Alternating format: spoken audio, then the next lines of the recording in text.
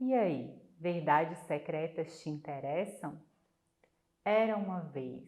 Quando essas palavras iniciam, qualquer e toda frase que seja já nos toma o intelecto a certeza de que não se trata de verdade verdadeira. É certo também que muitos contos e histórias são de fato metáforas para uma verdade que podemos ainda não ter a condição de enxergar, mas que, se contadas em forma de ficção, distopia ou utopia, conseguimos desenhar melhor em nossas mentes um passado, presente e até futuro possíveis, sejam eles desejados ou não. Mas o que é e por qual motivo nos sentimos tão atraídos por este tema desde a Grécia Antiga? Isso é o que nós vamos discutir hoje. Eu sou Sami Antunes e esse é o canal Saúde Consciência.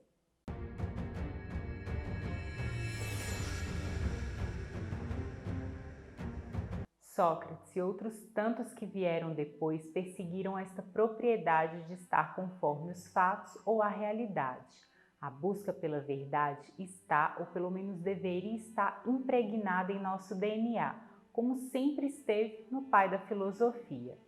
Mesmo sabendo que o universo não tem nenhuma obrigação de fazer sentido para você, como bem afirmou o físico Neil deGrasse Tyson, a verdade sobre o surgimento do universo sempre se apresenta como algo fascinante para mentes pensantes. Sócrates e os seus, na busca pela verdade, tomaram um rumo muito distinto dos sofistas, como Protágoras, por exemplo, que entendiam que não há verdade absoluta. Para eles, os sofistas, a verdade sempre pode ser manipulada pela linguagem ou retórica, a manipulação linguística. Assim como para os ceticistas absolutos, é impossível chegar a verdades absolutas. Para eles, a verdade não só não existe, como se existisse, não poderíamos conhecê-la, e se a conhecêssemos, não haveria como transmiti-la. Como expressou Gorgias, um dos maiores oradores da Grécia Antiga, um importante filósofo sofista e também considerado um cético radical. O engraçado é que, ao afirmarmos que não existe verdade, estamos automaticamente admitindo a existência de pelo menos uma verdade, a de que aquela não existe. O termo ceticismo é de origem grega, significa exame e seu fundador foi Pirro, lá no século IV a.C.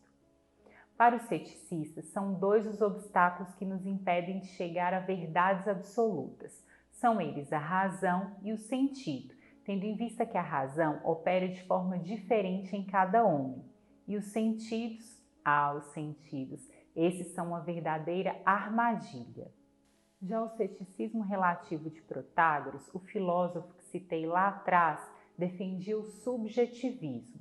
O homem é a medida de todas as coisas. Essa conhecida frase deste sofista grego nos remete ao relativismo, que cada pessoa compreende uma coisa da sua maneira específica, e que a verdade está com o sujeito, aquele que quer conhecer, e não com o objeto. Assim sendo, o ceticismo relativo não nega simplesmente a possibilidade de verdade. Ele nega somente e parcialmente a possibilidade do conhecimento absoluto. Algumas das correntes que possuem ideias do ceticismo relativo são o pragmatismo, relativismo, subjetivismo e probabilismo. Isso mesmo, um montão de ismos. De encontro aos pensamentos de Platão, Aristóteles, Epicuro e Zenão de Sítio, que se baseavam no pressuposto de haver sim uma verdade universal, o relativismo, que aparece a partir do século XIX, no contexto da filosofia moderna e contemporânea e está tão em voga hoje, compreende que a verdade é relativa ao tempo e ao espaço e que depende ainda do momento histórico e da cultura.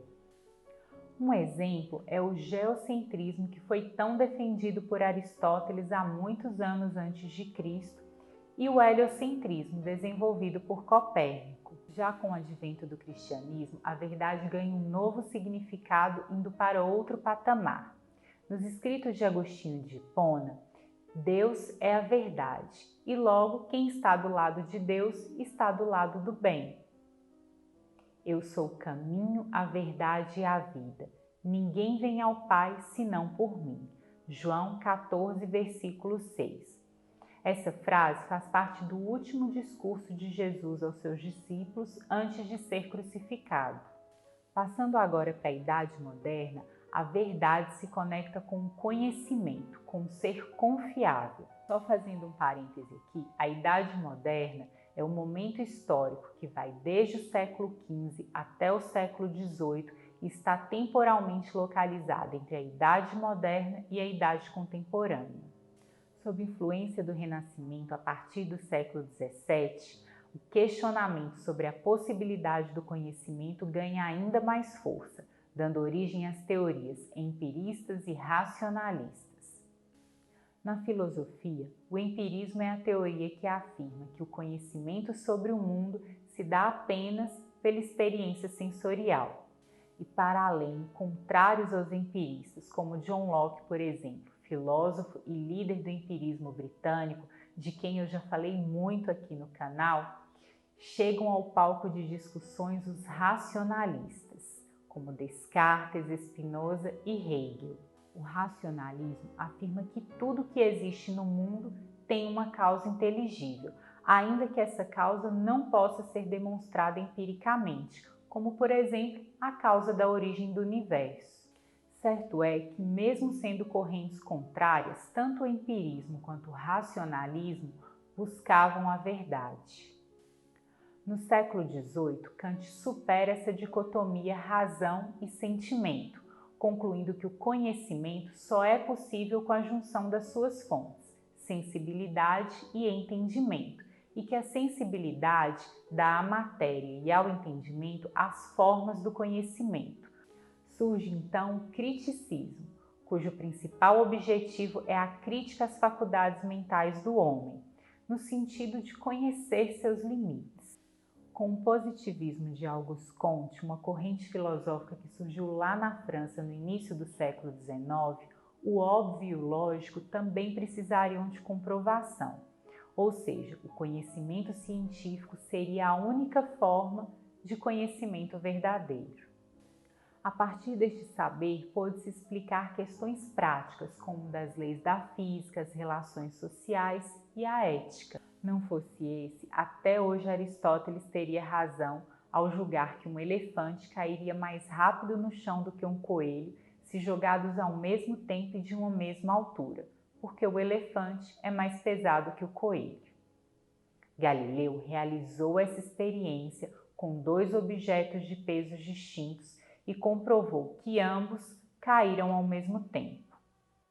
O porquê de 2 corpos com diferentes massas caírem no mesmo intervalo de tempo pode ser explicado através de 3 conceitos: a lei gravitacional e a primeira e segunda leis de Newton. Em suma, esse fenômeno se deve à igualdade entre a massa inercial e a massa gravitacional. Não há uma explicação satisfatória do motivo dessas massas serem iguais, mas este detalhe foi muito importante para Einstein elaborar sua teoria da relatividade geral. Mas chega de aula de física por hoje. Ainda no século XIX, Nietzsche surge no cenário filosófico criticando essa busca pela verdade de se racionalizar tudo, e que esse movimento pode nos levar ao niilismo, nil do latim nada. Dizia ele: vocês estão buscando o que é metafísico demais ao invés de darem importância ao aqui e agora, aos temas terrenos. A palavra metafísica, que eu tanto cito em diversos vídeos aqui no canal, vem do grego e o prefixo meta significa além de, além da física. E o filósofo que tratou de forma mais sistemática esse assunto foi também Aristóteles. Já o século XX trouxe uma outra teoria, a da correspondência da verdade. A ciência descreve as coisas do mundo, analisamos o mundo e checamos sua correspondência. Sendo assim, Nietzsche, sua famosa frase do livro Humano Demasiado Humano, ressurge: não há fatos eternos como não há verdades absolutas. Para ele, a verdade não é uma correspondência com as coisas do mundo, porque há muita carga sentimental e valorativa no sentido da verdade, como as nossas paixões e como vemos o mundo a partir de um ponto de vista. Então, seja a busca pela verdade pelo saber de Sócrates, ou o ceticismo dos sofistas, o advento do cristianismo e a obra de Santo Agostinho, o empirismo de Locke, o racionalismo de Descartes, o criticismo kantiano, o positivismo de Comte, o niilismo nietzschiano e a teoria correspondentista da verdade, enfim, seja como for, a verdade em todas essas correntes, doutrinas e teorias teve o seu protagonismo resguardado, muito diferente do que vimos acontecer a partir de 1992, quando o neologismo pós-verdade foi usado pela primeira vez pelo dramaturgo sérvio-americano Steve Tisak com a sua definição atual. Este termo foi empregado com alguma constância em meados da década de 2000, tendo um pico no uso dessa palavra a partir do crescimento das mídias sociais, sendo eleita em 2016 pelo dicionário Oxford como a palavra do ano. Este termo é descrito como um adjetivo e significa que na hora de criar ou modelar a opinião pública, sim, a minha, a sua, os fatos objetivos têm menos relevância e importância do que os apelos às emoções e às crenças pessoais. Saul Alinsky, ou melhor, as regras descritas por Saul Alinsky em seu famoso livro Regras para Radicais, um guia pragmático para radicais realistas, que o digam. Algumas dessas regras nos remetem à desinformação, justificação dos meios pelos fins e destruição do oponente. Não há nada mais importante do que conquistar o poder. Não se conquista o poder pelo confronto violento, mas operando por dentro do sistema. Alinsky, o livro do autor Roberto Mota, Jogando para Ganhar, ressalta ainda que apelar para o emocional, como o medo e a esperança, por exemplo, é uma das principais ferramentas para se vencer uma guerra política. E que palavras e símbolos são as melhores e mais eficazes armas que um candidato pode ter. Sofismas, heresias, inimigos do povo, alienação, desinformação, táticas lúdico-midiáticas no ativismo político contemporâneo, guerra de narrativas e, claro, as fake news, pós-verdade e deepfakes, cada termo no seu tempo. E se te interessa saber um pouco mais sobre a era da pós-verdade, até para não se tornar uma vítima dela, é só clicar no card acima que vai encontrar um conteúdo muito bacana sobre este tema. Mas e aí? Crer para ver ou ver para crer? Verdade absoluta ou verdade provisória? Ceticismo, relativismo, niilismo ou docta ignorância de Sócrates? Liberdade de expressão ou regulamentação das mídias de comunicação? Crenças ou dogmas? Politicamente correto ou discurso de ódio? Verificadores de fatos ou verificadores de opiniões? Vigiar ou ser vigiado? E ainda que estejamos longe de uma síntese pragmática e objetiva sobre a verdade, que Deus nos livre das verdades secretas de 1984 e seu Ministério da Verdade, Polícia das Ideias e Duplo Pensamento, e que tenhamos ojeriza e busquemos o caminho absolutamente oposto do que o personagem O'Brien sugeriu. As massas só podem desfrutar de liberdade intelectual porque carecem de intelecto. Que entre acatar e replicar uma ideia como verdadeira, tenhamos a mínima curiosidade de checar e, principalmente, o trabalho de pensar a respeito, ao invés de tolerarmos que os editores façam isso por nós. Um homem deveria duvidar de si mesmo e não da verdade. Chesterton, Ortodoxia. E você, com qual frase terminaria esse vídeo? Escreve aí nos comentários e me surpreenda. Se o vídeo fez algum sentido para você, curta. Inscreva-se no canal para receber mais conteúdo que dê vazão à impermanência da sua alma. Um beijo meu e até o próximo tema.